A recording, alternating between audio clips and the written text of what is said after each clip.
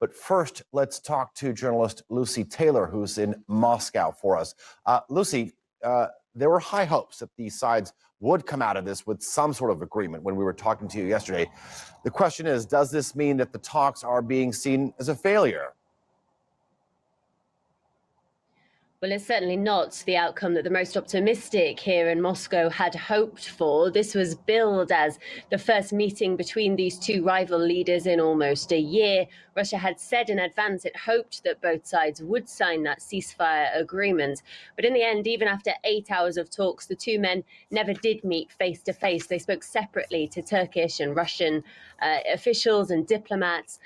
And only one side actually signed the formal agreement. That was the UN-recognized Prime Minister Fayez al-Sarraj.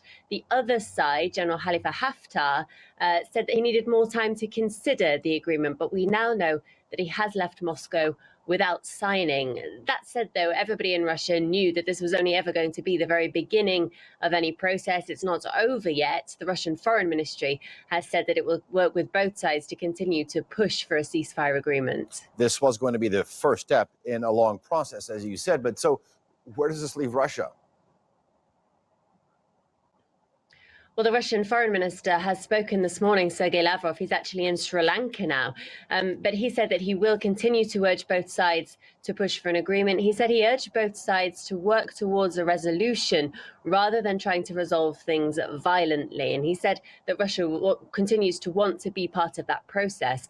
I think there were people who were surprised that Russia had any influence in this part of the world. They were surprised these talks were being held in Moscow, that Russia had the kind of influence to bring both leaders here and get them together. Of course, not face to face on this occasion, but I think it shows some sort of influence over the region, and Russia will continue to want to try and have that kind of central role in these negotiations. Perhaps the next step, though, might be an international conference which is being planned in Berlin on Libya. Russia supports that, has said it will attend.